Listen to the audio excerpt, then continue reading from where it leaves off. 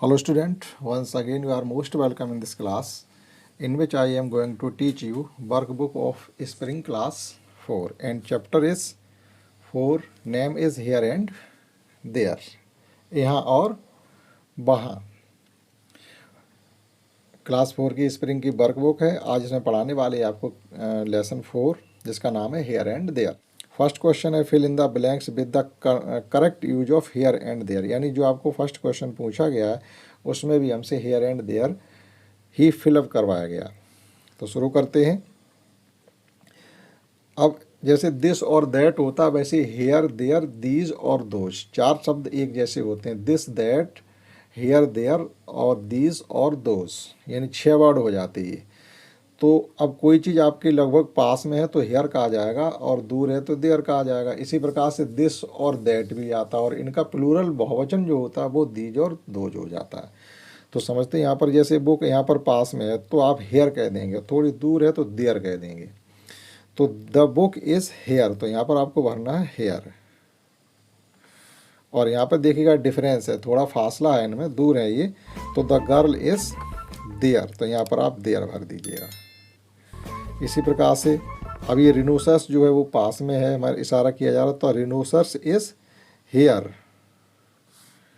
और इसी प्रकार से द मोटरसाइकिल इस, इसके लिए भी ये पास में है तो हेयर भरा जाएगा। नहीं, इसके लिए देयर भरा जाएगा, ये दूर है, there. The chair is here और the school bag is there. तो जो इधर इधर लिखे हुए हैं वो आप उनके लिए आप देयर भर सकते हैं और इधर लिखे हुए उनके लिए हेयर भर सकते हैं क्योंकि ये पास में है। तो समझ पाया होगा इस क्वेश्चन को। देखते हैं क्वेश्चन नेक्स्ट। तो नेक्स्ट क्वेश्चन है make sentence with the help of table given below. तो जो ये आपको टेबल है, एक शब्द इसमें से उठाना, एक इसमें से उठाना, एक इसमें से, एक इसमें से उठा करके आपको एक सेंटेंस बनाना और उस सेंटेंस को इस ब्लैंक स्पेस में लिखना, जो कि हमने पहले से ही लिख दिए हैं समय की बचत करने के लिए, जिससे क्लास लंबा ना हो। हम आपको समझाने की कोशिश करेंगे। तो अगर जब दिस लेंगे तो इसके साथ यहाँ से तो इज लेंगे और इसमें से आप फिर सिंगुलर सब्जेक्ट वाले शब्द उठाएंगे। दिस और दैट के साथ सिंगुलर सब्जेक्ट वाले शब्दों को उठाएंगे और दीज और दोज के साथ प्लूरल शब्द बांटे। जैसे प्लूरल में कौन है, फ्रॉक्स है, पेंसिल्स है और टिफिन्स है। ये 3 शब्द जाएंगे दीज और दोज के साथ। और उसके बाद 1, 2 और 3 ये सिंगुलर सब्जेक्ट में, सिंगुलर फॉर्म में है, सिंगुलर सब्जेक्ट, तो ये जाएंगे दिस और दैट के साथ।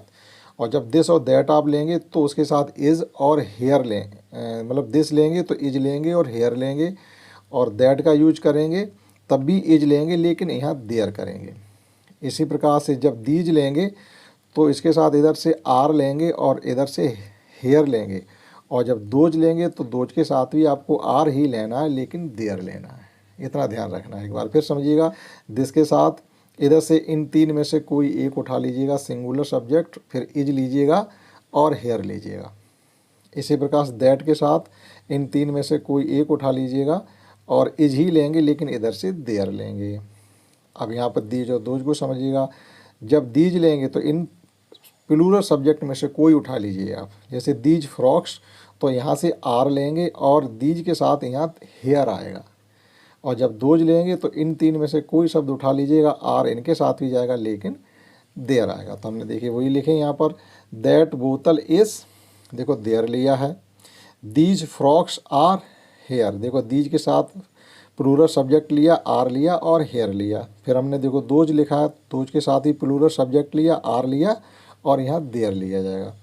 फिर हमने दैट लिया, इज लिया, दैट इज़, हमने ये गलत लिख दिया, दैट कौन सा शब्द नहीं आया है, बैग, यहाँ बैग लिखना चाहिए था, BAG बैग।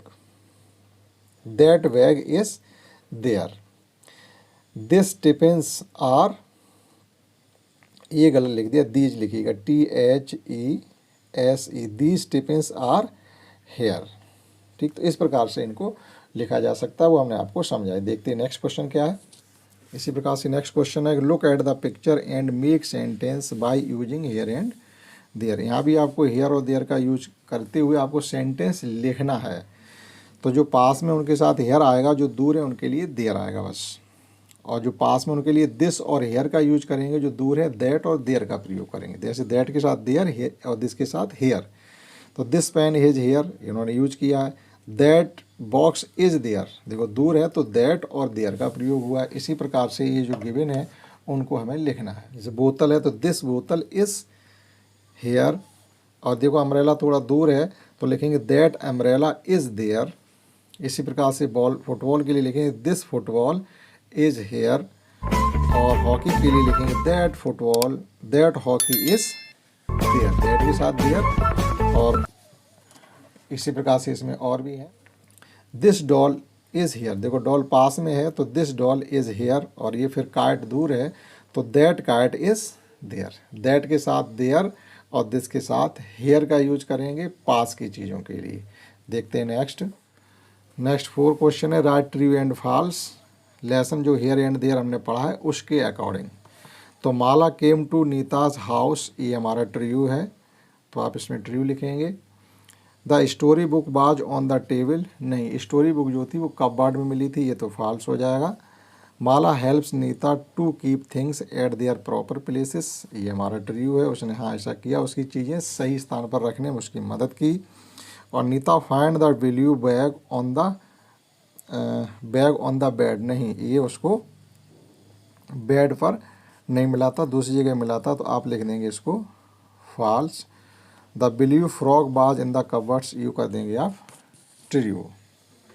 तो जो ब्लू बैग था वो टेबल पे मिला था ना कि बेड पे मिला था, इसलिए वो फॉल्स हो जाता है। इसी प्रकार से क्वेश्चन 5 है। 5 क्वेश्चन है according to the lesson here and there fill in the blanks with appropriate words complete the sentence. Here and there के आधार पर ही हमें इसे भी कंप्लीट करना। You should keep the things at their proper places, यहाँ पर आपको प्रॉपर भरना, प्रॉपर मतलब सही जगह। The colour of Neeta's bag was, उसके बैग का कलर था नीले रंग का, VLUE। Mother asked Neeta about her black shoes, जूते उसके काले थे। You should keep small things on the table, आपको छोटी छोटी चीज़ें टेबल पर रखनी चाहिए।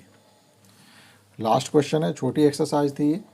लास्ट 6 क्वेश्चन इस प्रकार से answer the following using here and there करके ही आप इनके जवाब लिख सकते हैं। जैसे वेयर इज़ द फैन, तो आप लिख देंगे there the fan is there, the fan is there, जो दूर है उसके लिए आप देयर लिखेंगे। वेयर इज़ द बैग, तो इसके लिए लिखेंगे here is the bag is here, the bag is here. इसी प्रकार से बैट के लिए लिखेंगे द बैट इज़ देयर, ये दूर में है तो इसीलिए लिखेंगे द बैट इज़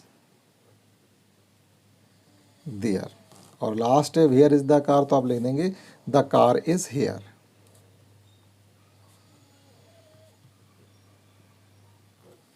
ठीक, तो इस प्रकार से ये कंप्लीट एक्सरसाइज थी जो चैप्टर 4 था हियर एंड देयर, वो भी हमने आपको समझाने की कोशिश की। आशा करता हूँ आपने समझ पाई होगी। इस क्लास में इतना ही, दैट्स ऑल।